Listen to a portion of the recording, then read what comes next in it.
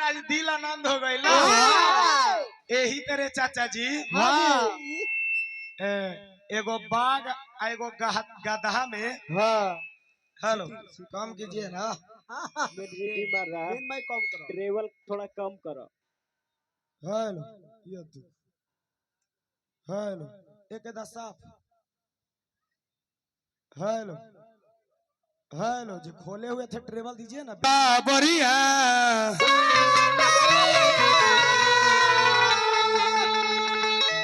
सवरिया है मोरे राम जी।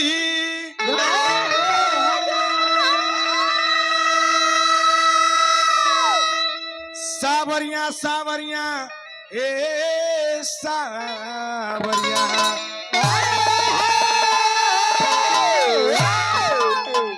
बड़ा ही सुंदर गीत संगीत सुननी। ए महाराज उल्टे चोर कुतवार के डांटे भर घर का पड़ा बाटे। एगो यही तरह चाचा एगो बाघ में गधा में बहसा बहसी हो गया। गधावा कहता कि घास के रंग काला होता है। तब बाघवा का कि पगले तू किया घास के रंग हरियर होता है। दोनों में एकदम पूरा युद्ध हो गलो कास के। अब पूरा युद्ध हो गया बाघवा में गधावा में। तो कल के कर फैसला कौन करेगा। चल गया जंगल में। जंगल के राजा शेर के पास में कले के हुजूर ई गधावा कहता है ई गधावा कहता है कि घास के रंग काला होता है। हम कहते कि घास के रंग हरियर होता है। जंगल के राजा शेर महाराज कहले बाघवा के गिरे बुड़बक तू ये नहीं आओ इधर आ बेटा। तू ये नहीं आओ तुमको सजा मिलेगा। क्यों? तुमको तुमको तुमको सजा मिलेगा। तब बाघवा कहले के हुजूर हम तो सही कह रहे हैं कि घास के रंग हरियर होता है। ये गधावा ना कह रहा है कि घास के रंग काला होता है। तो हमको सजा क्यों मिलेगा। क्यों? तो कहता शेर कहता है कि मिलेगा तुमको सजा मिलेगा। काहे काहे से कि तो गधा है ये इससे बेसी तुम गधा तुम हो जे तुम गधा से मुंह लगा। छोड़ दी जाए थी। अरे वो तो गधा है ये। लेकिन आई हमने के गीत संगीत में आई कहे के भाव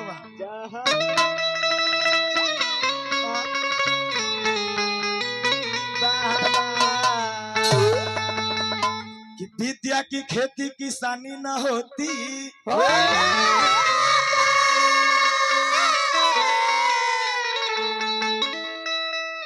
विद्या जमी से उपजती नहीं है।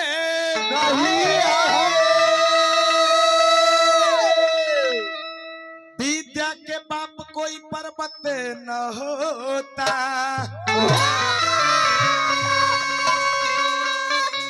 ए चाचा जी विद्या बगानों में पलती नहीं है। विद्या अमीरी गरीबी न मजहब विद्या आसमां से टपकती नहीं है। विद्या उसी का जो दिल चाचा जी विद्या किसी का बपौती नहीं है। विद्या वैसा चीज बा चाचा जी एकरा में जौना स्टूडेंट जौना विद्यार्थी जितना मेहनत कैले बा वहाँ अपना के ज्ञान प्राप्त कैले बा। खास करके गार्जियन से हम दो बात बोले के चाहता नहीं कि 2 गो रोटी कम खाएं लेकिन आजकल के डेट में बाल बच्चा पर विशेष करके ध्यान दें।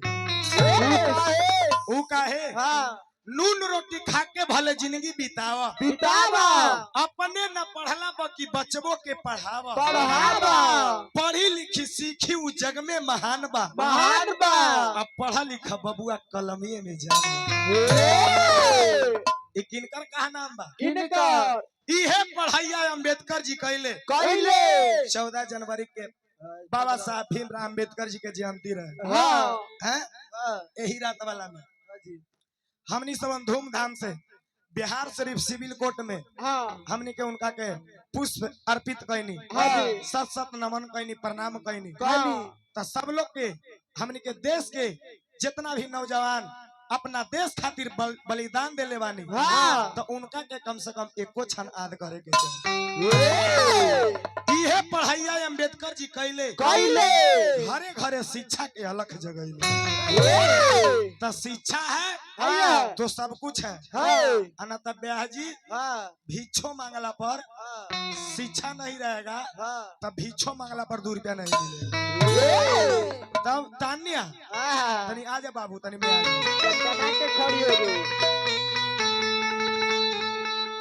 आज के जमाना कैसन हो गई बा सरकार, कैसन आरे असली के मान बढ़ा,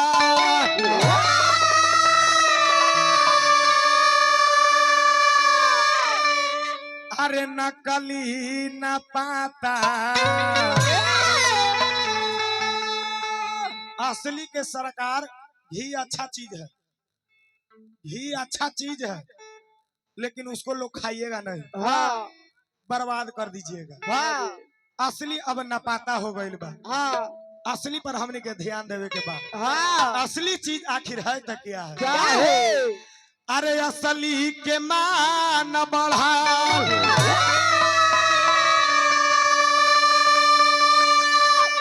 अरे नकली न पाता। देखी ई नया क्वालिटी है। और रउआ कहनी कि ब्यास के अपन कुछ गावे के चाहिए, तो आप कै बोल अपना गाए?